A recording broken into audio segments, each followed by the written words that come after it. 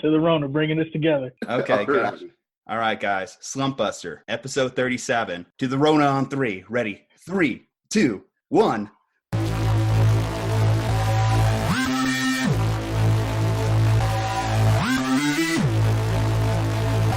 Slumpbuster. Quiet on the set. Make sure my mic is on. There is Dre and Juju, dog, diving towards the pylon. Go for 2, so damn rude. Recognize authority. Spitting tips for fantasy. No way you're outscoring me. Bold predictions with conviction every single day. Sports addiction, no restriction. Kicking game like Pele. He's the greatest. What's the basis? Pick an athlete. Let's debate this game. Outrageous trading places. Sudden death. Take 10 paces. Turn and shoot. Boys of truth. Mamba mentality. Future greats take their place. Dreams become reality. Low and outside, knocked it out the park. Your boy discovered fire like a rock with a spark. Refs acting like Neanderthals. Phantom flags, nothing calls. Heartbreak losses, tragic falls. Every week discuss it all. Settle in, listen up. Free in time like Andrew Luck. Show's about to start. I suggest you buckle up.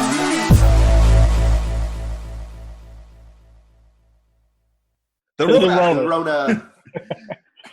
Alrighty, guys, we are here for another episode. It is myself, your host, Juju Talk Sports, my co-host, Andre Wynn, and joining us on today's episode, DeQwan Young, former Arena League football player, former host of many TPS videos, and now the, I guess, owner, main person behind Qwantity Media. What would you consider your title? Well, I am the owner, CEO, all that good stuff behind Qwantity Entertainment and Media. I have been for about 7 years now. Oh, okay. Gotcha. So you you did have it in the background even while you were with TPS? Yeah.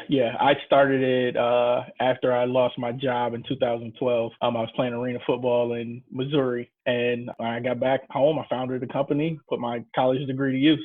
So when you were in college, were you in broadcasting? Like, okay. Mass communications and radio and TV. So everything that I'm doing now, I've been doing since about 2005. Gotcha. So you were done Qwantity Media, you did TPS, you also did The Main Eventer as another project you were on? Yeah, so that was basically their spinoff of TPS. What they were trying to do was branch out, and I think at the time they created Starting 11 and The Main Eventer with, I don't know who Starting 11 was with, but it was supposed to be a soccer channel, and that kind of fizzled out. And then when I went to The Main Eventer, I did that for about a couple months, and then they drugged me back to TPS. So I was going in between both of them, then eventually ended up back on TPS before ever getting back to The Main Eventer. And if I'm not mistaken, so a lot of the fallout was you were hoping to do more stuff at The Main Eventer, and then TPS was like, okay, fine, go for it. No, they asked me to start the channel, and I wanted to do that. The fallout basically was MGM had reached out to them to feature one of my videos. It was the Next 5 Super Bowl video. It was like a 3-second spot of something that I already recorded. And they reached out to me because TPS wasn't getting back to them. So I said, hey, I got this message from MGM. They want to feature me in a commercial. And he kind of like ignored it. And I said, oh, I'm doing this. So we got into a back and forth about what I can and can't do. So when I told him I'm doing it, he said, well, you need to find another job. And that was kind of it right there. Since that time, I mean, obviously the initial video you posted about like 5 months back, disclosing kind of like your termination from TPS and moving onward in your life. How have things been going with Qwantity Media? Have things like really taken off? They have. So the thing is with TPS, I didn't really know like the impact that we made. Like I know that there was a lot of followers to the channel, a lot of subscribers and a lot of people who watch, but I never got the interaction or I never got to talk to the fans because we were never like in charge of the channel or we weren't allowed to comment on the videos and promote ourselves. So I didn't really know what type of fan base I had. And it's been a lot of positive stuff from just people who used to watch or people who watch now. I spoke with Mike, I think a couple of weeks ago, and he said some guy bumped into him in the supermarket and said he started watching my videos now. So it's really refreshing to kind of, have these people talk about you and like I know that people were watching and people actually liked me as who I was instead of like their overall hate for TPS, because I feel like it's the evil empire that everybody knows steals content and does all these backhanded things. And, I was one of the faces. So I think I kind of carry that same hate. So since you got in at the ground level of TPS, I guess who is it that sort of owns it now? Who runs it? Is it a media company, right? And there's a lot of higher ups there, or? I don't want to kind of dox them, Mhm. but it's I guess a pair of guys. They're from Canada, and so they started TPS. They're like a media company, and they started TPS, and then they started TweetDecking with a whole bunch of parody pages. So what they do is they created their own like marketing funnel, which is pretty brilliant, but it's been the same ownership, same leadership since I've been there. So it's more so when me and Mike got to the channel, I think we kind of had a different vision for what we wanted to do. And we thought it aligned with what was going on with TPS. But obviously after our departures, it really wasn't that way. And by the content that you guys are seeing now, that's what they wanted to be. And they're too afraid to change and, let people, I guess, suggest things or try to evolve. So you mentioned that you were trying to suggest some things to them, like more towards the end there, and then it never really like took off. What were some of the ideas that you had in mind? And are those ideas that you're now incorporating into your channel as you're getting into it? Yeah. So with me, I kind of wanted it to be more like Do Perfect or Barstool, something that's more community based. Like I think I don't know too many people that love Barstool like on a personal level, but I think that their fan base believes in the content and they love the content. And I think that TPS had the same type of fans. And like I want a community. I want people to be able to come to TPS, talk about the videos, us chat it up, maybe, us go out and do things in the community. And it just never blossomed or matured into that. I kind of wanted to bring like a talk show with me and Mike, because Mike, I think he was a former producer somewhere in New York, and he has an extensive media background. Justin's a voiceover artist. Justin does a lot of work professionally. And, I was bringing the same thing to the table. So it was a point of trying to make TPS like Barstool or Do Perfect or something that could grow into a brand and help build people's careers, give them an opportunity. That was my vision, and that's what I'm trying to execute now. Gotcha. So like how many people are like on board right now with you? Like, have you already got together a nice little team going over there? I text Mike every 3 weeks or so and say, come on, man, let's do this. But he's kind of enjoying what he's doing now. He just produced a documentary that he's like shopping around and trying to get people to watch and buy and all that stuff. But right now it's just me because, it's a lot of stuff that I did the last 3 years that I'm kind of burnt out. Like I think I got carpal tunnel because, I sit there and I edit for hours and my wrist starts hurting. I did a lot of work since 2016. So it's like, I'm starting over again, but it feels good because I'm in control of what I want to do. And I know that my vision is perfect for the people that I want to have it. I know that fans would like it. I know that for some reason, like people like talking to me. I'm not that interesting, but I know that people enjoy my content. People like, I'm a really fun guy. I'm really energetic. And that's what a lot of the stuff the feedback that I got was people like, they love my energy. I was one of the only guys that was energetic. And, I put a lot into that stuff. So, that's the ultimate compliment. It's just hearing people talk about how, my videos made them laugh or brighten up their day or made them feel good and stuff like that.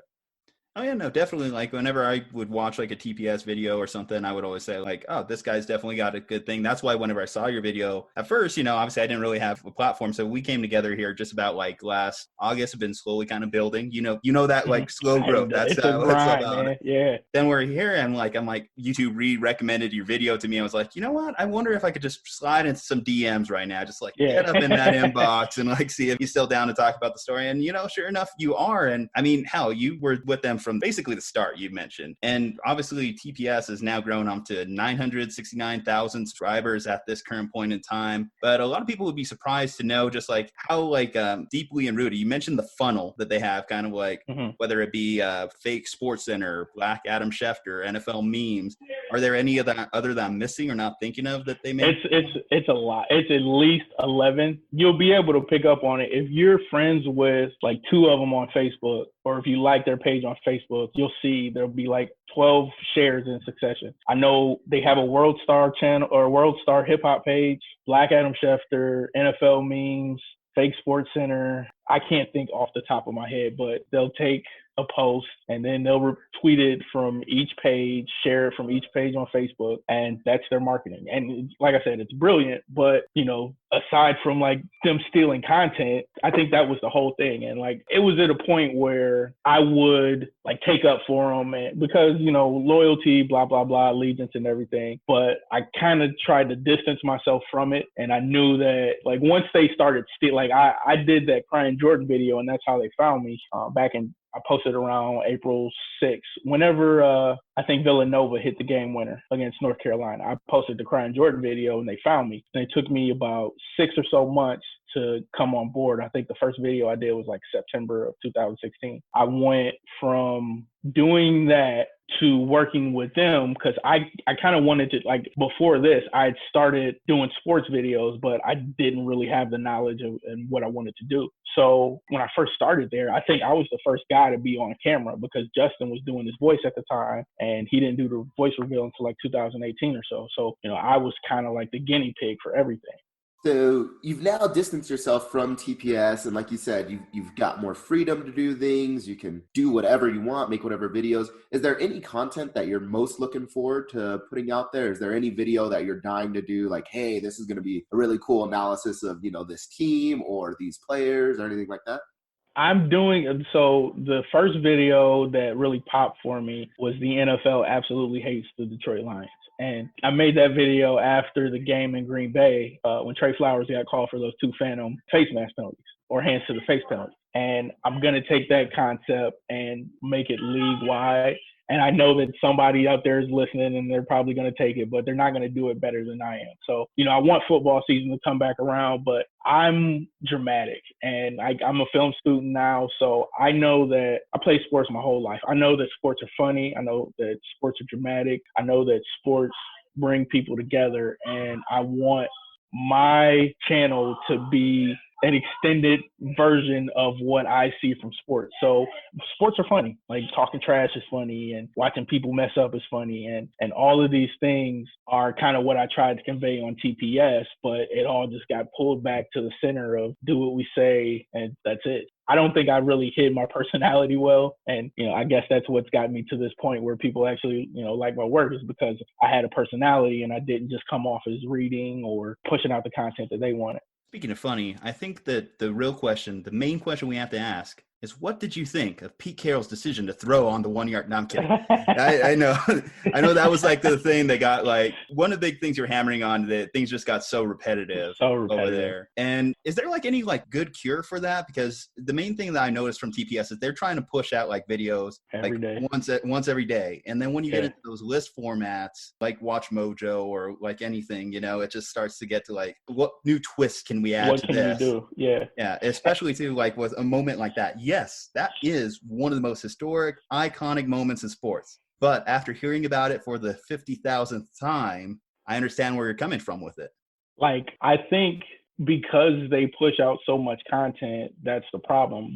Like I said, from 2016 until I left, at one point, I think they were doing like 3 videos a day. So you're taking 1 to 2 writers and you're giving them content to work on. You're giving it to 3 guys. So naturally, it's going to get repetitive.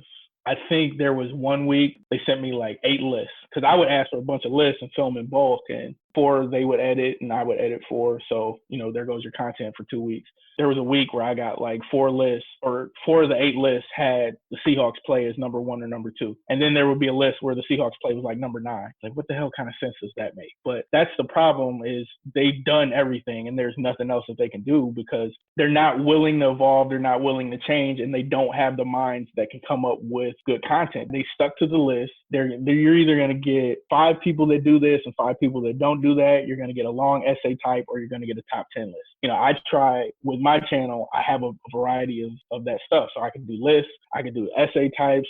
I mainly do comedy. I like doing parodies, and they just don't have the person in charge doesn't have that type of creativity. We were always behind the curve. Like a lot of people would say TPS stole my idea, probably because, they would look, see what's working, and then pull from there because they want videos that keep getting views over the course of the years. It's not really a now-centric channel. Like if something happened yesterday, you're going to get a video on it, and like that's it. It's going to have to be something that is relatable to something that it could always be watched, always be viewed. So like just knowing stuff like that, you're not going to get much variety from that.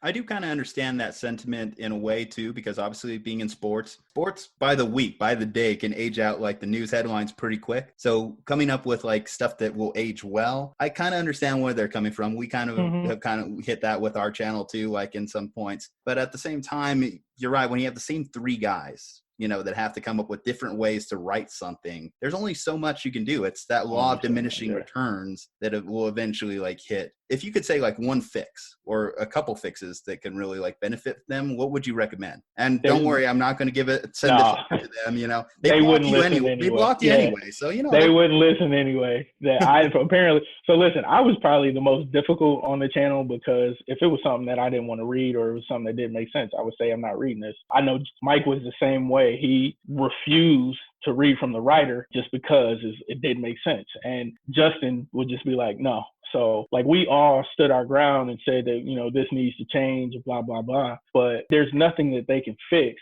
unless they completely change their entire format. They have to turn into like a podcast or some type of live show. Oh, and I think now with everybody being off for the quarantine, you see all their content is just being asked in question form. So like you see I saw a top 10 wide receivers list 2 weeks ago, and it's like, well, damn, TPS probably gonna steal that pretty soon. And then you see all these questions about, you know, who's the best running back of all time, top 10 shooters of all time. Like this is all of their content, and they've either done it already or they don't have the manpower to do it. So they're going to have to do a complete format change, and they don't have anybody leading them to do that. No offense to Jason or anything, but I just don't think that they listen. They obviously did listen to me, and I don't think they listen to Mike. So the people in charge aren't going to deviate from the norm because they don't have any ideas. So moving on, I guess, into sort of a broader, right, of people that want to get involved with this industry. You took, I guess, a more traditional approach than we did, right? We sort of just throw stuff at the wall and see if it sticks. Like we just started a podcast one day out of nowhere. But, you know, you went to school for mass communications. You're able to get a really big following through TPS. You've got a lot of content on YouTube and other platforms. So I guess for you, what do you think works the best for people that want to get into this industry? What recommendations? And just where do you see yourself going overall?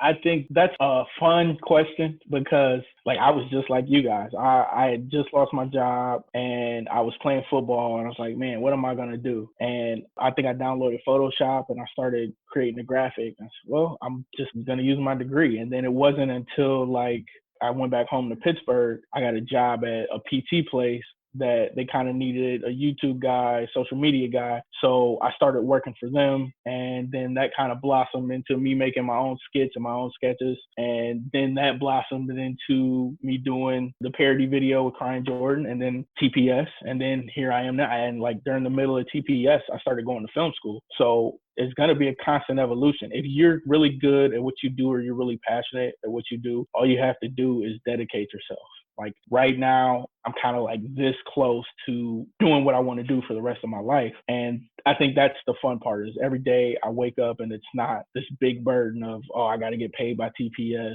It's, you know, what do I need to do as far as business development goes? And you're going to get that because everybody has to put in the work. And I think early on, I kind of, I guess, forgot that, or didn't really think about, you know, the type of work that you do, because I was a pretty good athlete and I never really thought about how much practice I had to do to get to where I got to, or I never really thought about how many games I played in, how many mistakes I made. So it's more so gonna take time regardless of what you choose. And if you need help, you know, I think a lot of people have this preconceived notion about me that I'm like mean or an asshole or something like that.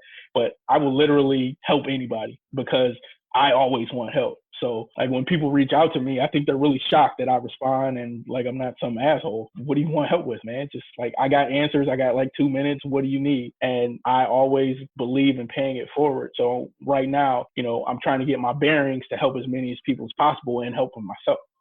So long-term goal, I guess, would you say, since you did mention like someone like a Barstool or a Dude Perfect, is your idea just like long-term be a competitor to those guys? No, I'm Nah. going. I want to be a director, and I Okay. want to be Tarantino for sports, which is my idea. So I want to create the sports universe. My first short film is about a basketball player. My first feature film, I'm going to do a biopic of Brian Minto. He was a boxer. I kind of met him around 2016 or so and started working with him. I filmed his last fight. I was a promoter for his last fight. So I want to shoot a feature film on him. And then I think the second feature film that I want to do is a football drama. So I think the start of my career, I want to keep really sports centric, and I want to make sports and sports movies. I want to make those things mainstream because I don't think that we get really great sports movies all the time. And I think I could provide that. Well, hey, we usually save this question for the end for all our guests, but I mean, we might as well throw it out there to you right away. What's your favorite all-time sports movie? Any Given Sunday. I watch Any Given Sunday before every football game in college. The morning of, I would put on Al Pacino's speech, and then I would leave for breakfast. I went through my routine, and I think that movie is the essential football movie. Any Given Sunday is currently on a roll because you and our last guest actually both went with that choice, and makes sense. Former coach, so yeah, got to throw the 1 inch at a time speech out to the players. The inch of speech, I'll go out there and run through a brick wall for you. Let's see. We also mentioned on our show, Rocky's a good one that's been mentioned. I personally love Major League. I love a good comedy, and Major League does it so well. Best baseball movie ever, Major League. Ooh, Field of Dreams has something to say about that. Sandlot has a lot to say about that, dude. No. You're telling me Wild Thing Vaughn. I know. Going up again. Give him the heater, Ricky. It depends on what flavor you're looking for. Like on our channel too, we'll do like the Get Your Popcorns where we'll review sports movies, right? And we'll even throw in the oddball one. Like we did one for dodgeball because dodgeball is technically a sport. So it's a sports movie. And I mean, that's like a top 5 comedy of all time, I would say. Oh, yeah. Yeah. I actually sat down and watched dodgeball. I think it was 2 months ago. And I remember loving it as a kid, and it still holds up. Oh, my favorite scene is like when they're going against the Girl Scouts, right? And the Girl Scouts get like disqualified for steroid use, right? The beaver steroids one. Yeah. And the one girl like turns to the one that's all roided out and is like, God damn it, Bernice. Yeah. Yeah. Patches O'Houlihan, rest in peace. Oh my gosh. Luck of the Irish hashtag. But yeah, no, I mean, great movies, great choice right there. A couple more things on TPS before we fully move on though. One of the other breaking points you mentioned was the Jared Lorenzen thing. Hefty Lefty, if like you're not familiar with him by name, like how did that come to be? Like, especially because they wanted to make that video after his death. Yeah, so here's the real story is they asked me to do the video first. And I was going to California 2 days before they sent me the script. And I was trying to pack and get my things ready. And I looked at the script and I said, it can't be that bad. And it was basically me calling him fat, basically saying he got in his own way and talking about his health issues and how he should have lost weight and all that. And after I read it, I was like, I'm not sending this. So it was like 4 a.m. Thought about it. I finished packing. I'm moving things around in my room. And then it was like 6 a.m. I messaged him. I said, I'm not sending you this. Get somebody else to do it. So I'm in LA. I think it was either a week later or a couple of days later. And they sent me a message, said, hey, can we use your picture for the Jared Lorenzen video? And I said, all right, man, whatever. The video comes out and Jared Lorenzen, something, and how a TPS host played a part. And it's like, seriously, man? And so, having your face associated with that stuff, right? All this negative or negativity towards Jared Lorenzen, and rest in peace to him. Did you get any bad sort of feedback, bad publicity off that? Because in a way, right, being involved with any type of media, whether it's sports media, news media, whatever, you yourself are technically a brand. And if your face is associated with negative content, even if it's unintentionally, you may get some bad feedback. So were people, upset about that? How'd that impact you? I don't think that I got anything directly. I went through and I read the comments, and a lot of people were like on my side. I guess it's not DeQuan's fault and blah, blah, blah. But I think that was kind of who they are. And it's not about, what you could do to people. But first of all, they never really covered Jared Lorenzen at all on the channel anyway. And I would mention it jokingly prior to, because, I tried to apologize to him, and, there were things that I did and he didn't want my apology. So I let it go, but they'd never mentioned Jared Lorenzen on the channel before. And then at this point, to give him a memorial and then throw me in there is like, all right, that's who these guys are. Anything for clicks, whatever. Yeah, I mean, you mentioned clickbait, and that's like something that brings me into kind of like the next kind of like topic. And then I'll even fight back because I've noticed this from whenever I pull up a link on the NFL memes or something like that, and it goes to TPS, it goes to an article, it will pull up like essentially one paragraph and a link to someone else's tweet. So that made me think, like, what kind of journalism is actually going on? Like, do they actually hire like real writers, or is it just kind of like someone just adding additional tweets essentially to someone else's article? So the main writer he writes for a lot of publications. And I think he did, like, I would use his work a lot, and I think we had a really good relationship. But like, you got to understand that he's writing for everybody. He's writing like 8 articles throughout the week, and he's trying. There's no way that you can do the type of research that they want you to do to have those articles be accurate. And I said that in the last video. I think that, anytime we would do those all NFL team videos, it's like, how accurate is this, or how generic is the information? There was one, all 32 NFL running backs. It was like, I think Ty Gurley was number 5, but he was coming off an injury and he might not have the same season. I was like, well, what the hell did you put him at number 5 for? So you kind of get what you pay for if you're hiring one writer and he's the only one doing stuff. And I think one of the other owners was a writer too. If you look in the credits, the names, they'll put the names of who wrote it and who the host and the editor was. But I mean, there's no way that out of all the content that we did, there wasn't enough manpower between the 6 or 7 people that there is for it to actually, be an in-depth analysis. It was all generic stuff. And, I think that's why I'm trying to shift from and put more effort into it, whether it be on-screen graphics or more research involved. Okay, so you would say it's more so that it's not really a big priority on their like checklist because let's face it, TPS, like, they're not a small fry organization at this point. They have money, so they could in theory hire more writers if they wanted to make it happen, correct? Yes. I think that they are somewhat close to millionaires. I think they bring in a good chunk of change a month based off of everything that we did in the past. And it's like, well, what are you doing, man? Like, hire more people. Like, I said, the thing was, I thought that they could have made me and Mike superstars and Justin superstars. And then we could have branched out. And then they have a funnel now for creating talent. And then they would always have me and Mike come back, and me and Justin come back, or Justin and Mike come back. And that would have been like perfect for them to keep building and developing their brand. But it's so much solitary think that they don't have any foresight. Everything that they only think about, what can we do next and what can we do now, instead of like mapping out a future. We're going to move into like today's headlines. Is there any like last kind of like things you want to say about it before we move on? I think I've touched all bases here. If you guys got a question, go check out my YouTube video. I'm going to do an AMA next Friday. But I'm more comfortable talking about it now than I have been in the past. I think after they let me go, there's a lot of frustration. Was like, what am I going to do next? But I figured that out. So now it's just me trolling them because people like trolls. Apparently, I did the April Fool's video, and that was pretty decent. So I mean, it's just going to be me taking pot shots until they actually grow some balls and respond. But talk about that. I mean, they straight up blocked you. So like. Yeah, clearly, they're going in the opposite direction there. They can't say anything because then they'd have to acknowledge anything. Like any response is a victory for me. So I think they're aware of that. So I'm going to see if I can keep poking the bear, and we'll see what happens. I kind of wonder. So like, have you gone through and checked to see if they blocked you on every single of their exterior like Twitter accounts, or just the main one? No, just my main page. I think my other 2 pages, Good If It Goes and Qwantity Media, are still unblocked. But I'm pretty sure that'll change pretty soon once I start hassling them. As soon as they hear this, I mean, that's fine. No one knows.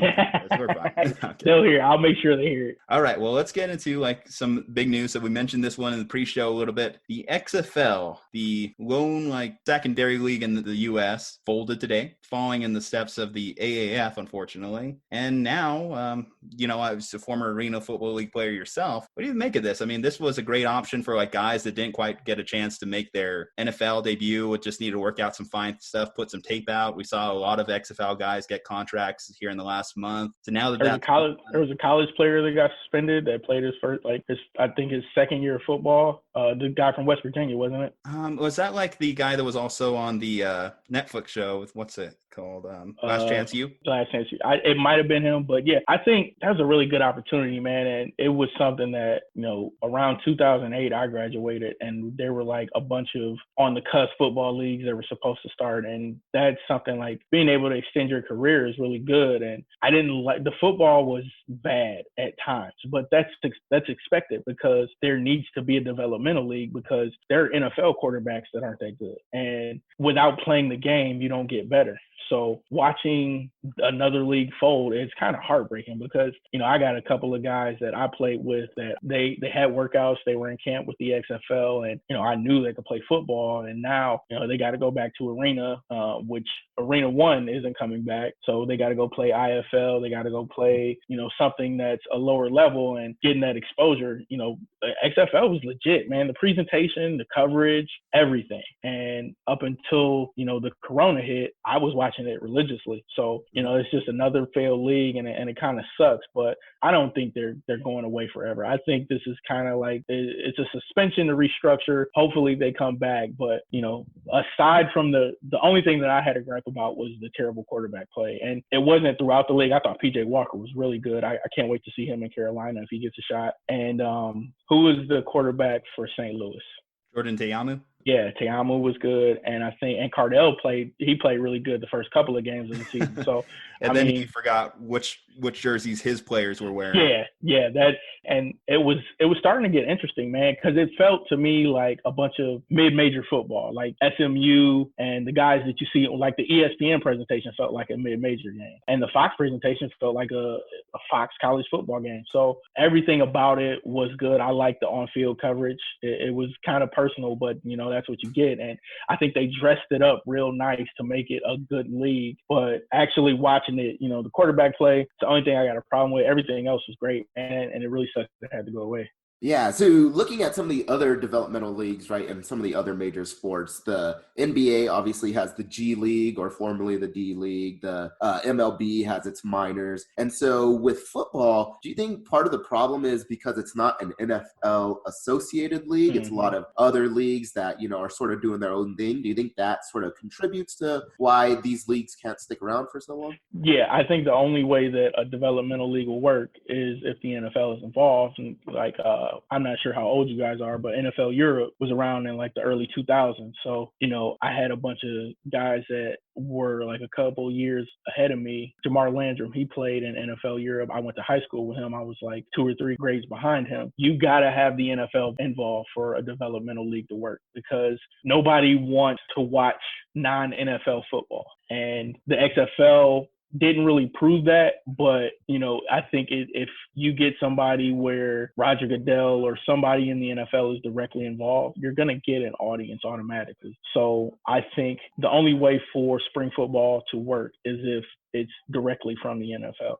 Did you like the idea proposed, like if all things considered, if Rona didn't hit and we had an opportunity to see the season play out, there was the idea thrown around of some teams contributing their practice squad guys, their third team scout quarterback, stuff like that? You think that was the future? I don't think that they would. I don't think the NFL would allow that because I think the AAF tried that, and that's where the disconnect kind of happened because they expected like third team practice squad quarterbacks to play in the AAF, and the AAF or the NFL was like, no. So, I mean, that's what it's going to take to work, in my opinion. I don't think that it would have got to there eventually. I don't think it really needed that. I think they needed a lot more of a veteran presence behind center. They needed a big name quarterback. They needed a big name player. And I think that would have been the only thing that kept them from being successful. It does seem like they diverted a lot of their resources into coaching, though. They went out there and got Bob Stoops. Forget. Norm Chow was an offensive coordinator in the league. Yeah, let's see. Who else am I forgetting? There's another big name. But yeah, somebody in New York, I think. Yeah. Either one of these guys have usually had at least a cup of coffee or at some point were in the NFL. So it does seem like a lot of their resources were put in there. They were paying the quarterbacks more. I do remember that from their contract structuring. I want to say that every player themselves earned like $50,000, but quarterbacks had opportunity to earn like $500,000 or something. Man, I know that the quarterbacks, man. So back when I was like first getting out of college, the Arena League was at its peak, and they were talking about like quarterbacks getting paid under the table. Well, actually, this is after it went defunct in 2008, and the paycheck was like $400 a game for arena players. And then they were all talking about how quarterbacks was making 10 grand under the table, 3 grand under the table. So, I know those guys weren't paying for whatever the standard is. You got to pay quarterbacks no matter what. I do agree with you, though. It does seem like I don't see how it would completely fold, like in the sense not come back, because if Vince McMahon said he would put out $300 million of his own money there to at least fund the league for 3 years, and all things considered, if Rona didn't happen, if COVID-19 didn't happen, it would still be going, because I think they were getting a lot of positive coverage. You're right, like Joel Klatt and some of the other announcers they got on there really were treating it with respect and dignity that those players deserved. It looked like a professional broadcast. If anything, I would hope that this just saved them money for a year to reinvest next year. And I think, like I said, I went to a Roughnecks Seattle Dragons game literally the week before everything shut down. So if worst case, I saw the last XFL game live, but let's hope it doesn't come to that. But all things considered, like I said, there was a ton of fan engagement. You go and look around those stands. There was families there. There was people just looking to get blitzed on a Saturday or Sunday. It was a good, hard crowd. And I do think that will be missed, especially, spring weather's turning nice. Go out and watch a football game. Yeah, I don't really know the financials or the business and all that stuff. I think it was just something that's a temporary solution to what's happening right now, so they can kind of restructure and come back. But I think there'll be another spring league that pops up regardless. It happens every 3 years or so. Vince McMahon is too stubborn to let this die. Oh yeah, he is way too stubborn. Him, Trump, and Dana are all boys, and that obviously Dana was stubborn as hell about letting UFC go. We'll talk about that in a minute. So you think Vince McMahon is going to be right there? You think Vince McMahon's going to let, I guess his second kid, because we know his main baby, but he still had WrestleMania, so. Yeah. And I know he didn't want, listen, if he kept WrestleMania going, the only reason he shut the XFL down is because they wouldn't let him. Literally the city of Tampa said, we're not going to let you host WrestleMania, so they had to get into the small gym. All things considered, I watched the show because what else am I going to do? And it was okay. It was really good. I'm a huge wrestling fan, so considering what they did and the situation that they were in, I think that was a pretty good WrestleMania. Did you prefer the Boneyard match or the Firefly Funhouse? I like the Firefly Funhouse or the Firefly Funhouse match. It's a tongue twister now. Yeah. I mean, that Bray Wyatt character, they're doing some fun things with it. I thought it was like an LSD trip, live on television. It was crazy. Meanwhile, you watch the Boneyard match and it's like an old school Western. Yeah. I mean, and that's character-wise, that's exactly what it is. It's like the Fiend is an LSD trip and the Undertaker, it's old school. That's exactly what you get. Since, Taker obviously is up there in years, you kind of wonder if they're just going to continuously do more with that until he does have his final. I think seeing him in that capacity is a lot better than seeing him in the ring the past couple of years that we've seen him in the ring. Oh, his biceps have been torn. His hips are deteriorating. I mean, the guy's a 7-footer, so we already know that the considerable strain that it puts on your body to be existing at that height, and for him to be doing those dives from the ring apron and stuff like that he was doing, I don't. Yeah, but I know he's in a lot of pain. Oh, mad respect to him, though. Mad respect. Okay, let's refocus. Let's get back into it. Let's talk about the other half of that kind of Trump, McMahon, and Dana White. Let's talk about Dana White. So Fight Island. We were excited for it. Dre was super excited for it. But Disney, Mickey Mouse, I guess, said no because officially it got taken out of the UFC's hands. UFC 249 has been canceled, so no Gaethje versus Tony. And all UFC events have been suspended indefinitely. Dre, I'll allow you to rant here because I'm sure you're a little heated. So I'm actually not that heated, and so I won't go on a really long soapbox or anything like that. One thing that I am glad about, so it sucks that we're not going to have a fight on April 18th. I think, that would have been really the only major sports entertainment that we've had besides, that WWE event that you mentioned. But there hasn't been, obviously, any XFL, which we just talked about. And unfortunately, the league's going to fold for a little bit. There hasn't been any NBA. There's been, the NBA is sort of having their gaming playoffs, right? And they've talked about horse matches and all that. But the real, actual sporting event, it would have been April 18th. So it does suck that it was canceled. And, the events surrounding this, or I guess the situation surrounding this event were insane, right? You've got Dana White and the UFC buying some private island like it's Mortal Kombat or, Enter the Dragon with Bruce Lee. And, they're just going to fly a bunch of guys out there and have them fight for a night with no fans. It would have been insane. So I was really hoping that it would have worked out. But no, the thing I am glad about, though, is why I'm not too upset is that I think this actually makes Khabib versus Ferguson more likely now, right? And so, Juju, you and I, we had talked about it last week, is that I was like, oh, man, Gaethje is actually a pretty good striker. I don't think he would have beat Ferguson. But if he does and he knocks out Ferguson, right, then, it's a possibility that Khabib and Ferguson never meet up. So I'm happy that it got pushed out. But, DeQwan, what are your thoughts? Were you excited for Fight Island? Any content or any events that are happening right now, I'm tuned into 100%. And I think we were joking about it last week. It's about, hey man, I want Dana White in the courtyard watching the fight. We could even get him a Shang Tsung mask, like whatever a Shao Kahn mask, whatever we need to get him making it look as more Mortal Kombat as possible. But yeah, I mean, I don't really know how to explain it, but I think now is the time to kind of settle down, man. We go time and time again every day. We wake up and we do all this panic and everybody's trying to find out how to get a leg up on everybody. It's like, I think a lot of people want to see, like you said, Khabib and Ferguson, but I mean, we're going to get it. People are just in a rush to do everything. And I don't know. I would have been interested to see how they pulled it off because, from a technical aspect, I want to see what they come up with. And that's the fun part for me is watching the production and what they put into it and then, actually seeing the fight. Are you sure we're going to get Khabib and Ferguson? Fight has fallen through 5 times, and this time it took a global pandemic. See, that's the only thing, man. The end of the world is the only thing that's going to stop it. Exactly. I just pictured them like fighting on like a volcano that's about to erupt. I mean, because on a wire on the platform. That's whoever gets uppercutted fall into the volcano. That's the fight we deserve at this point because I swear there's a lot of bad juju. I'm good juju. That's bad juju on that fight. So going back to, the production of it, and we have a lot of jokes where, we're talking about fighting on volcanoes and all that stuff. But what do you think the UFC can do with this island moving forward, right? Especially because your major fights, you actually want sort of in the stadium, right? Anytime you get a Conor McGregor or, a John Bones Jones, as much trouble as he gets in, he sells fights. You want those where people could actually sit in the stands. So what do you think, being a really creative person that has gone through mass communications, you've been a part of sports media, you've got some great ideas. What do you think the UFC should do with this island and what fights should they have there or events?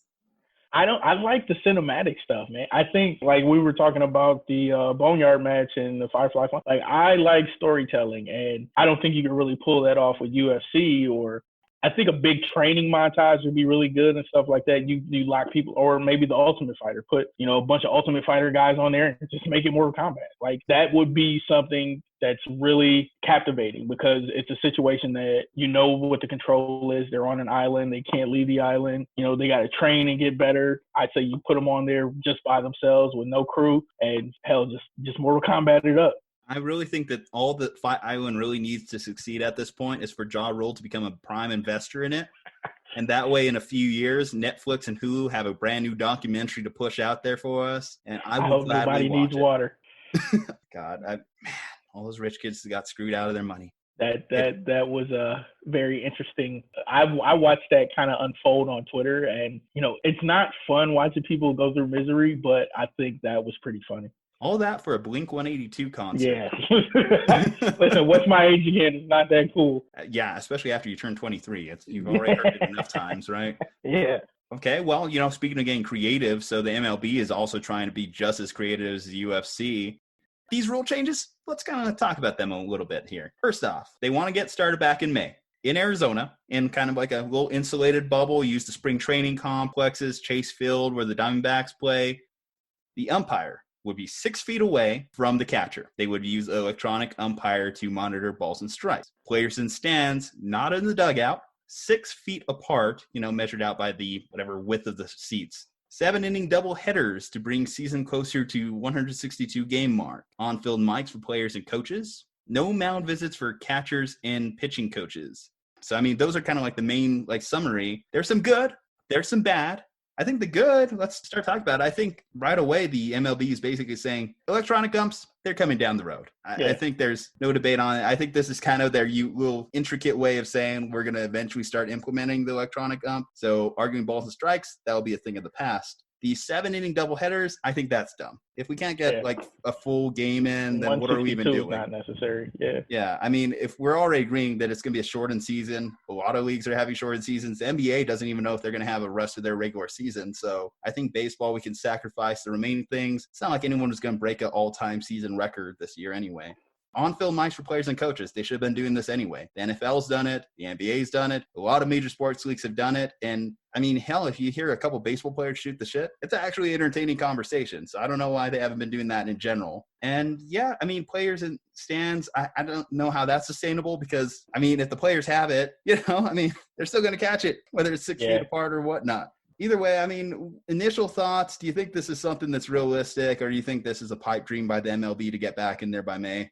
I think every plan, goal, objective right now is a pipe dream because we don't even know what's going on. But I think that, like you said, with the electronic umps, I think that that's something that they want to pilot because it's coming. And I think who was it the Cubs that had the mic'd up players this spring? Yeah, they were playing around with it. I think it was the Cubs, but I do think that there was a few other teams that were doing it for specifically the MLB TV broadcast. Yeah. I think I saw a couple of those, and those were fun. Like, I think the Astros are going to get off big this season. I think they kind of want the season to cancel because they were getting some shots thrown at them early. So I don't see the purpose of doing double headers every day to get 162 games. And I mean, who really cares? Like, not to say anything negatively, but who really cares about baseball or sports in a time like this when everything is so uncertain? And, that's the tough part is we don't know when we're going to get back to normal. And people want to watch this stuff. People want to do this, and it would take our minds off of a lot of things. But, think about the potential risks of, somebody getting coronavirus and then that spreading throughout the entire MLB, and they're all quarantined in the same place. So it's just a lot more caution and a lot more stuff to worry about. And it's kind of pointless to do. And one of my things too, one of my big objections too, is you're not just bringing up 25 guys. Yeah. I mean, if people get hurt, people strain their arm. You're going to need to bring up the entire 40-man roster. You take every team's 40-man roster, times that by 30. You have close to 1,000 individuals there. You're building your own little city, basically. And then, a lot of other sources have brought this up. They have to be separated from their family for an indefinite amount of time. Mm-hmm. They will be making millions. They'll be making their paycheck, but there's no guarantee when our quarantine is going to end. Yeah. So you don't know how long you're going to be in Arizona. You can be out there every day. And, kudos to the players that have to play in the Arizona 100-degree heat. Good luck with that. But it's just a less than ideal situation. I just don't see how it works. I mean, I do want us to get back to a point, though, where we're playing sports. It's just, you look every single day, it just seems like the optimism is just sucked out of the room. Yeah. And I think that everybody's so pressured to kind of get back to normal that they're just proposing things and without taking things into account. And it's good to have that optimism, but, let's be a little more factual and realistic right now is we don't really know what's going on. So I don't really expect anything major to happen. I don't expect any sports to happen until at least July, August. And I'm no Dr. Fauci, but it's stupid to kind of plan things for May when it's already the middle of April. We're a couple of days out from being like the 15th. So I think it's very optimistic to hope and expect sports to come back. But I think stuff like this, people are being more social, people are being a little more nice, and this is kind of something that we need. I think that's my soapbox right there. Yeah. No, I mean, I think you're exactly right. It's just optimism on the league's part. And I at least appreciate that they're trying to put something out there like, hey, we really do want to get back to normal as quick as possible. Mm-hmm. Here's some of the ideas. The other thing that I worry about, though, with player health is not just COVID-19, right? Is because if all the players are living in one compound or something and just one person goes outside of that compound and gets it, it's going to spread like wildfire through that compound or whatever. But then, the double headers that we talked about, even if you shorten it by 2 innings, that's still 7 innings that players have to play consistent double headers. And I think your body just needs rest, especially a sport like baseball is you're now trying to shove 162 games, which is already a really long season. We already see a lot of players getting, Tommy John surgery and all of that and other weird injuries injuries. And so I think just the repetition, again, even if it's shortened by, a few innings, just doing it again and again and again, just to try to race to make their 162 game mark is just a big risk on player health and long-term player health. And I like the point of doing that because you're already missing out on the game revenue. We've already agreed that you're going to miss out on, I think they've counted about like 5 million or 5 billion in like attendance revenue. So you're having these games without fans anyway. So like, what's the rush to get those 100 games in? And that's the thing, is like, what's the point of rushing back, and what's the point of doing all this and making all these plans if you're just going to rush it? I hope. I mean, there's still part of me that really hopes that we're back by that. But I mean, it's all going to depend on how this next peak. And reportedly, according to Dr. Fauci, we're supposed to have that peak hit this week. So we'll see how it goes. Hopefully by the end of the month, we're hearing nothing but positive news. But I don't know. Let's just cross our fingers, guys. Let's talk about something more positive. Yeah, let's talk. Well, the first headline I have for the NFL isn't necessarily positive. I guess it depends on the manner of speaking you look at it from. Aldon Smith, the former defensive end outside linebacker for the San Francisco 49ers and Oakland Raiders, has signed a one-year deal, $2 million guaranteed with the Dallas Cowboys. Now, Aldon Smith, certainly a type of individual that will match Andre's favorite athlete, John Jones, in terms of rap sheet, because when you look down the list, it reads a little something like this. January 2012, arrested on suspicion of a DUI in Miami. June 2012, stabbing a nightclub in San Jose. September 2013, crashes a car, arrested on suspicion of a DUI. October 2013, Santa Clara DA files 3 felony charges of assault weapons and shooting one into the air at a party. On July of 2014, he paid $4,000 in fines and spent 12 days in jail for that one. In April of 2014, he was arrested for making a bomb threat in LA International Airport. August 2015, arrested on suspicion of a DUI. Third time's the charm, I guess. Third time. November 15th, the NFL finally steps in. Well, actually, the NFL suspended him 9 games prior in August 2014. And then in 2015, ended up suspending him a year because he went against the substance abuse policy. March 2017, arrested again for a vehicle striking a police car. And then March 2018, he flees the scene of a potential domestic violence incident. And here in 2020, he signs an NFL contract. Now, I'm all for the feel-good stories. If you listen to Jay Glazer, he says that the guy is motivated, he's in good health, he appears to be ready. But when you look at that track record, it's just like... That's a laundry list of problems right there. Yeah, and listen, I'm a 49ers fan. I loved watching Aldon Smith back in the day. He was good. He was a stud. I remember that Chicago Bears Monday Night Football game, actually Colin Kaepernick's debut game. I believe he had 5 sacks in that game, in one game. In his rookie season, he was already a double-digit sack guy. That little 2-year run for Aldon Smith was one of the best draft day steals that you could have found. And then when the issues started piling up on him, it's like, what does this guy need to do to get his life straightened out? What do you think of this signing for Jerry Jones? Because we've known he's not afraid to make these kind of deals before. I think that I don't think it's going to work. And that's being 100% honest, because you just named a lot of stuff. And if he has changed his life around, good for him. But what are the chances that he's still the same person? And his production on the field may not be what it was because he's been out the league. So if he's, not producing or something's not going his way, is he going to resort back to his off-field problems? And, that's kind of the gamble that he's taken. And, from everything that you've seen from the Cowboys the last few years, those players don't really pan out. No, I think you're exactly right in that, Aldon Smith at one point was a fantastic player. And I absolutely think that this is there's the potential of that upside, right?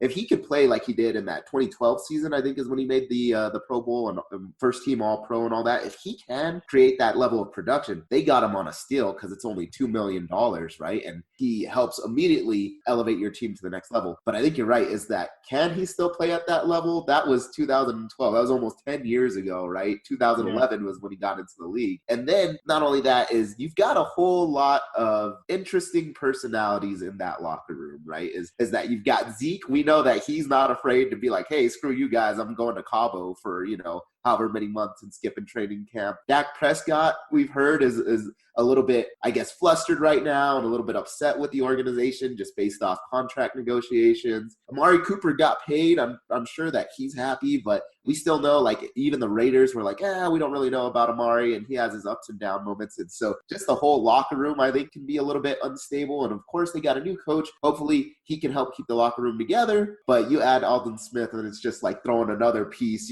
another grenade into a ticking time bomb. You didn't even mention Randy Gregory, who's coming back. Randy Gregory, yeah. And that's going to be the thing. Like, you talk about McCarthy coming in. You never really heard about those problems in Green Bay, but like, this team is the same team that they've had since Jason Garrett. So, if they don't come out right out the gate and win, then it's going to be, what's the next pressure move, or who's in the hot seat, or does Dak need to go? Does Zeke need to go? Like, there are going to be a bunch of combustible elements, and that's just one more added to it.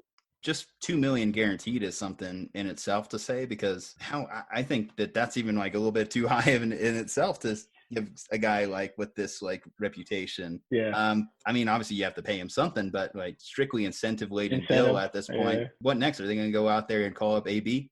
Might have to get Greg Hardy on the line. Greg Hardy on the line, repeat visit. Yeah, God. I mean, I feel as though just a bomb threat in an international airport alone should disqualify you from being allowed in the NFL. I think for a lot of normal people that does it. Yeah. I mean, I can't remember the story. I remember it was something like ridiculous, like he just started shouting he has a bomb or something like that. But why? Why would that rationally cross your mind to say that? It's like, even the other stuff, it's like DUIs, okay, they're not, you don't justify them. There's certainly no excuse to be driving, especially when you're a multi-million-dollar athlete. And I never really got that. Yeah, I never really got that. Like, there's Lyft, there's Uber, there's all this stuff out now. How are you still getting DUI? Yeah, but like, that is so beyond the peril. And as far as the assault weapons, I mean, he can own whatever he wants to. And part of the problem is he's in California. I know that's like a big thing. But to shoot him in the air at a party, it's just a literal dumbass moves. Not a lot of thinking going on. Well, we'll see if there was better thinking in signing that contract for Jerry and see if this pays off. But keep in mind, he hasn't played in the league, like you said, since 2016. He's been out 4 years. Yeah. So good luck with that one. Next big NFL news, though, to talk about. So Bill O'Brien has been coming under fire since the DeAndre Hopkins move, but he's been trying to piece it together slowly here. Traded away a second-round pick yesterday to acquire Brandon Cooks. Now, I got to ask first off, what's wrong with Brandon Cooks? Why does no one want this guy? Because he's been in the league 5 years, and he's already on his fourth team.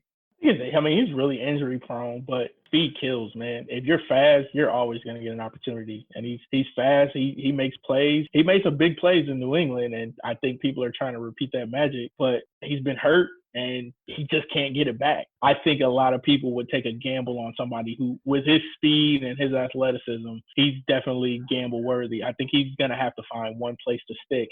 I don't think it's going to be Houston. Maybe it'll be his next 4 teams. But, I mean, with that type of opportunity and that type of speed, you're always going to get picked up. Oh, yeah. I mean, I definitely agree with the fact that he needs to be on, like, any team because of his speed and everything. But I'm just saying, he's a 1,000-yard receiver, and yet he gets passed around like a hot potato.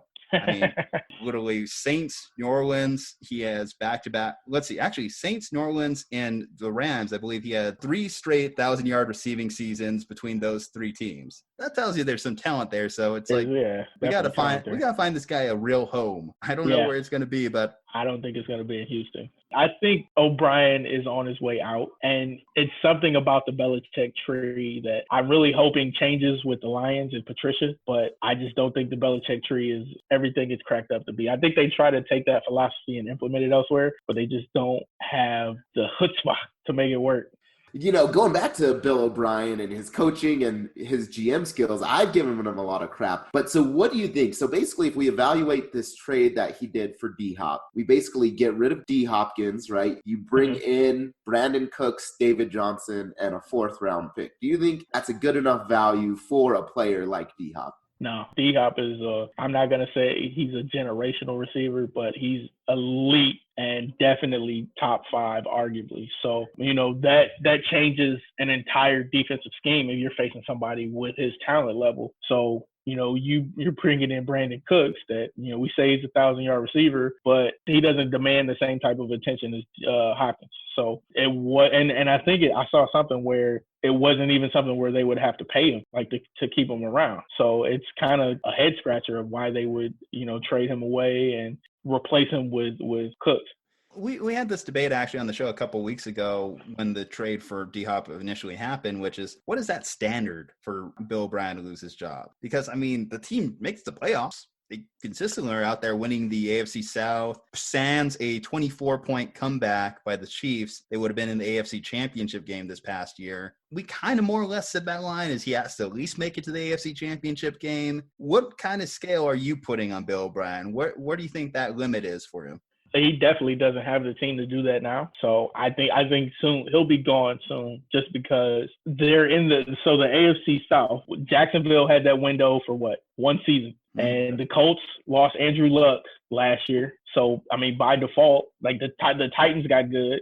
So they should be one of those teams in the AFC that you look forward to, but they're just not. And like you said, barring that 24-point comeback by the Chiefs, they were definitely on their way to the AFC Championship. But are they really that good of a team?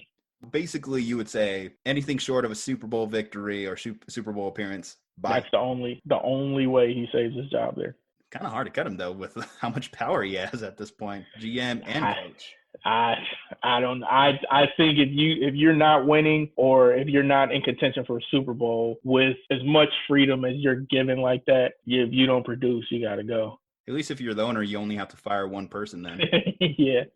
Real quick, going back to Brandon Cooks, there's another interesting team that I think we need to talk about, right? So we talked about Houston, and you think Bill O'Brien's going to be out no matter what, right, unless they make a Super Bowl. But so what about the Rams? Because recently, right, not this past season, but the season before, they were in the Super Bowl. It seemed like they were the hot new team that everybody, wanted to be the Rams, basically. We thought going forward, this is going to be the next dynasty possibly. And it looks like they just blew everything up, right? They're shipping off players left and right. The defensive end, on the offensive end. What the heck is going on with the Rams? The Gurley injury really set them back, and I don't think Goff is as good. They actually got tape on Goff under McVay. So I think that had a lot to do with why they weren't as successful. And the 49ers were legit, man.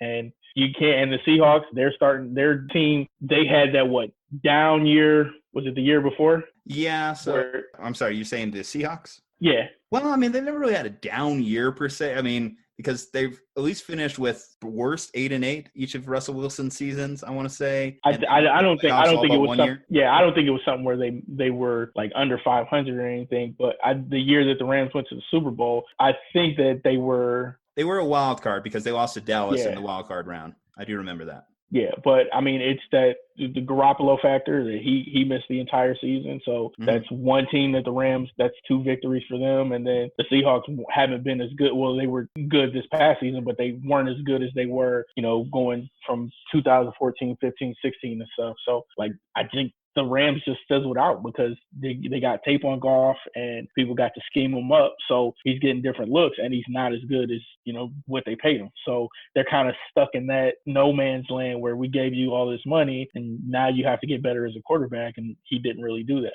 And the Rams have a unique situation, too, where they don't have a lot of money against the cap, and they don't have a lot of draft capital because of all the trades that they made, including more specifically the Jalen Ramsey trade. They're going to have to pay him big soon. So you kind of wonder if the Rams are going to go completely downhill, especially when you look at that NFC West. Let's talk about that. You do have the Niners, and I'm not going to go on a big old tirade for them because of people know I'm a Niners fan. I'm biased. Okay, whatever. Seahawks are good. And although I disagree with what Dre here and my other co-hosts had mentioned last week about the Cardinals, they're going to be scrappy. They're going to be scrappy at least. And with Kyler Murray, he's going to take that next step. And you see they're going out there to surround him with weapons. They're going to be kind of a lot like the Houston Rockets in my mind. They're going to be really big on offense, not going to be able to slow a lot of people down on defense, but any given week they could take you out. So I think if you add all those together and you look at the Rams with Jared Goff, who's a little bit of, like you said, a question mark at quarterback, you're looking at a team that could potentially be not necessarily one of the worst in the league, at minimum mediocre. I do think Sean McVay's still a talented head coach and can at least piece together a decent offensive scheme, but I think a lot of people have already kind of caught on to the 3 wide receiver sets and know what he's going to do. Listen, this is a key indicator how you know that the Rams are trending downward. For TPS, I think I did at least 5 videos that said that they were going to win at least 3 of the next Super Bowls. So I would bet the house against the Rams. That would be the good thing to keep in mind if you're all going to be basing your Vegas predictions on that. Definitely check out some of TPS's most recent videos. I'm kidding. Okay, well, let's get into the next big thing coming up here soon. A little bit of a distraction. I'm glad the NFL is still doing the draft, but the draft is going to be much like this podcast. It is going to be over Zoom, Skype, some combination of the both, maybe even some FaceTime thrown in there. It's essentially just going to be Roger Goodell at a podium announcing the draft picks as they come, which is really disappointing because I was looking forward to the Bellagio setup they were talking about on the water, got the boat, the lights, Vegas. And we're going to be missing out on that. In fact, if you looked at a picture of Vegas recently, it looks pretty sad. I'm just upset that we won't get the big Roger Goodell boo that we've been getting the past few years. I think a lot of people show up just to boo him. A lot of people have come up with the theory that Roger Goodell engineered COVID-19 to not get booed on NFL draft day.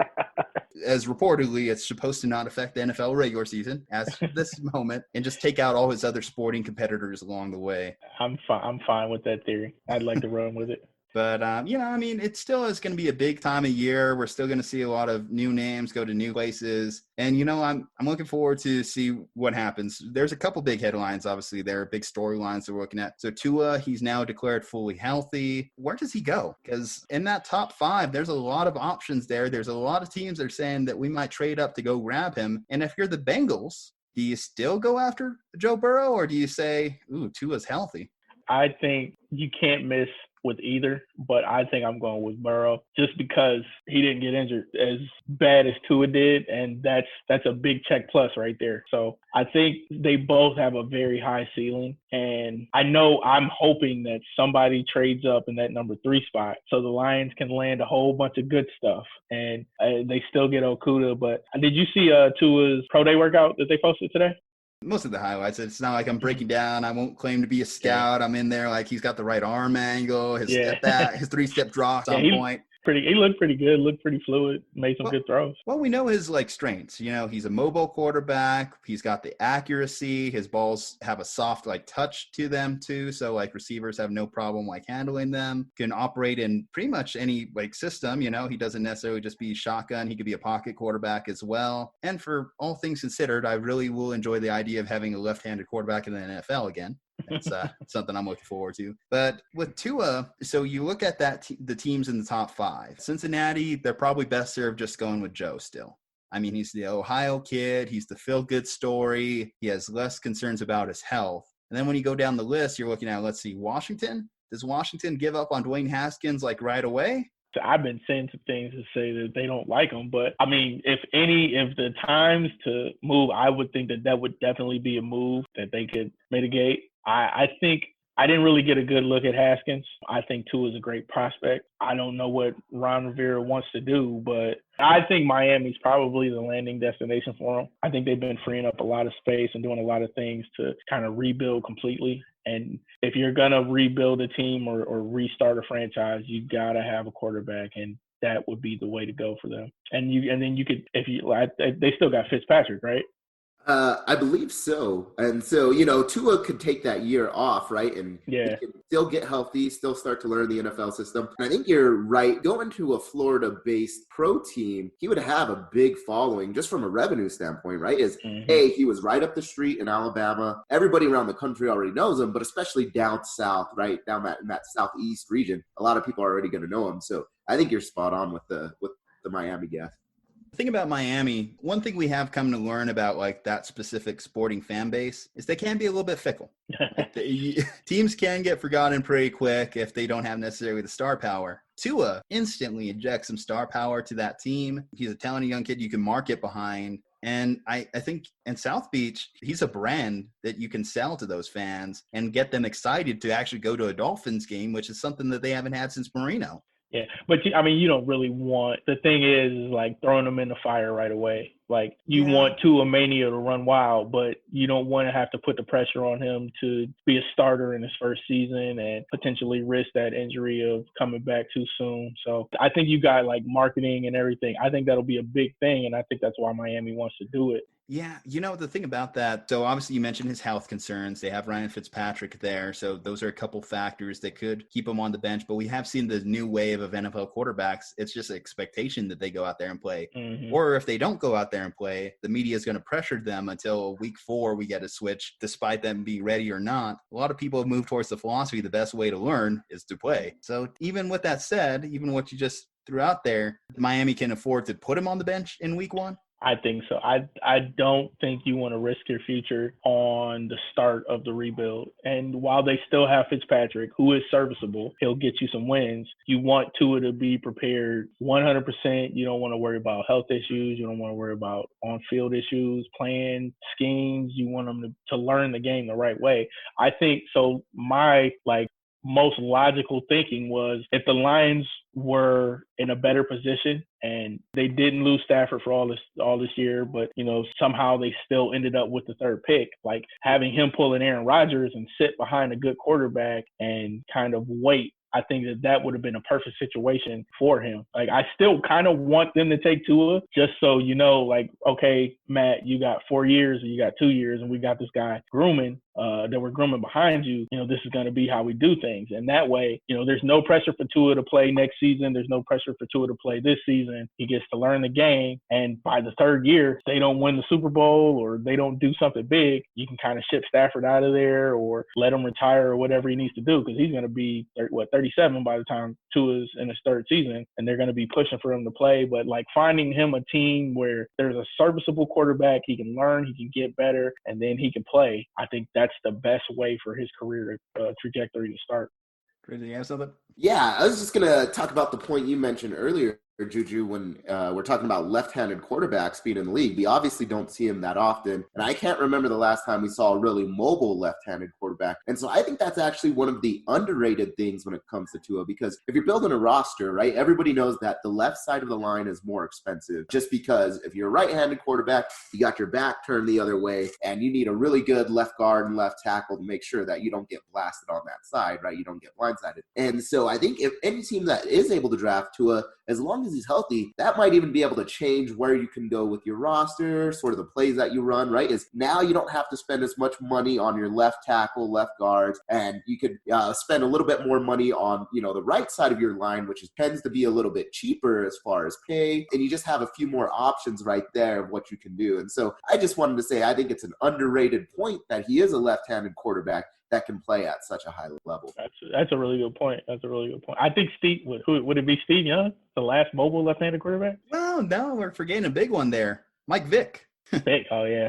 Yeah. Mike Vick really set the standard. That's a different stratosphere right there. But yeah, you're right. I mean, Steve Young, though, he really did set the groundwork for a mobile left-handed quarterback. Though, an interesting thing I always remember back, because it just came to my mind as I was kind of thinking about past documentaries I listened to. So Jerry Rice, obviously the greatest wide receiver in the game, he said that there was a learning curve to transitioning from Montana to Steve Young. Just you have to learn how to catch the ball in a different way. So, one of the tough things about shortened training camps, shortened mini camps, lack of OTAs, Tua doesn't have a chance to work out with his potential receivers to whoever he gets drafted to. And they're going to miss out on that, learning curve of catching it from the other side. He does have a soft touch, so it is an easier ball to catch, but that can't be underrated. I think that's going to be a problem moving forward with every team. If you have completely revamped your roster, you made a change at quarterback, or you've done something significant this offseason, you're not going to have the same OTA time. You're not going to have the same training camp, the same mini camp. So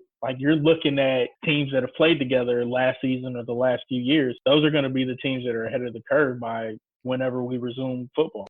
So looking at draft day and looking at the quarterbacks that are still out there, Cam and Jameis Winston, do you think anyone's draft day plans are affected by those two? Because it feels like those guys are getting phased out at this point. And that's crazy to think. I think that they'll definitely be picked up after camp or after the draft, and it's going to be based off of where the first couple of quarterbacks go. The Chicago situation was outrageous to me because I don't know how you go with Nick Foles over Cam or Jameis. So I completely agree. That's something that, you kind of scratch your head on that one too. But I mean, how many quarterback hungry teams are there out there right now? There's really only two The that Patriots. You look at, the Patriots and the Chargers. So I'm looking at the Chargers. I'm like, do you really have any excuse to not sign Cam at this point? Yeah, I love Tyrod Taylor, and I think he's a great serviceable quarterback, but he does not compare to Cam Newton. No, not at all. There's no excuse. And even if you did want to keep Tyrod, I could see you going, if you're the Chargers, Justin Herbert, you draft him, Cam and Tyrod. You run 3 quarterbacks. That shouldn't be that big of an imposition on that team to do. Because hell, if you even want to put like saran wrap on Herbert for a year and just have those other 2 quarterbacks roll through, you have Tyrod there just in case Cam's injury concerns do arise again. And he's good enough to at least get you by. And the Chargers aren't even like going for it this year anyway. Yeah, those are some of the things that I think after the draft happens, they'll kind of fall into place. But not knowing what the Patriots are doing is kind of the thing that worries me because you keep hearing the rumblings of them trading with Detroit at 3. So it's like, are they really going to get Tua and continue this goddamn franchise, this dynasty off some lucky stuff because the Lions are willing to work with them? But I mean, there aren't too many quarterback star teams out there. But with Cam and Jameis still out there, I think that's a good thing for them because they're going to get to pick where they want to go and get to see the right situation. For Cam, that's another person that's affected by the COVID-19 situation too, because he can't even get into a team's building to do a physical at this point. Yeah. So that's probably why he's been out there a little bit. With Jameis, it is a little bit more of a question mark as, a pretty young guy still. I don't know how you feel about him overall as a player, evaluating him. Still threw for 5,000 yards last year. We can't completely ignore the good. The bad is pretty impressive. I've watched a YouTube compilation of all his interceptions from last year. I think about like 5 or 6 of them went for pick sixes. Yeah, it might have been 7. It was a 6-minute video. Yeah. It was a 6-minute video. If I put on like Aaron Rodgers interceptions from last season, I think it's a minute video. It's probably not even that long. Yeah, so that needs to get fixed, yes, but there's still a lot of untapped potential there. So you can't just completely give up on that guy. No, and I don't think they will. I think it's something where the time will work itself out, and I think he's gonna he seems to be working. He seems to be in good spirits, and like you see the back and forth with him and David Carr yesterday. Yes, I saw that one. Do you think there is merit in that workout though? The heavy bag game thrown at him? If he's not using his feet, I don't get what that was doing. He was just ducking his head. Like you got to move your feet in the pocket. What's happening? Just wing it out there to someone you think is open. I mean, that's been his go-to the last few years. Though he did mention in that little exchange, he's had that same trainer for the last decade. 14, he said, So with that said, if you've had that trainer for the last decade and you're coming under criticism, maybe there is something that Carr was saying that has a point. Yeah, I think he responded very professionally though. But I don't get what ducking and dodging. If you could dodge a heavy bag, you could dodge a defender. Apparently, I mean, he did send them like a highlight of him doing it, I guess. Yeah. I don't know. Jameis has too much time on his hands, like we all do, because he's gaining Twitter exchanges and whatnot. All right, Dre, did you have anything else? Because I think we are coming to a wrap, gentlemen. No, I just want to say, DeQwan, it's been great, talking with you and hearing your background, hearing where you're going. So we appreciate you coming on the podcast. Anytime that you want to be a guest, just let us know, and we're more than happy to have you. Dre, I appreciate that, man. Juju, thanks for having me on. Of course, man. Well, it's obligatory. You got to do the plugs. You got to go through where we can find you, where we can listen to you. You obviously have a bigger audience than us, but still, in the hopes that people listen to us, we're here for you. We're going to make sure that a lot of people hear this interview. You can find me at Qwantity TV on YouTube, QWALITY TV. Find me on Twitter at Young Quan, at Qwantity Media, on Instagram at Qwantity Media. That's it. GoodIfItGoes.com, QuantityMedia.com, DeQwanYoung.com. I'm everywhere. All right, guys. Well, thank you once again for tuning into the Slumpbuster, episode 37 in the books. Find us on iHeartRadio, iTunes, Spotify, Google Play Store, all the places you get your podcasts. Thank you so much for DeQwan Young. Go check him out at all those places he plugged. And move forward, stay happy, healthy, and we'll see you on the next episode.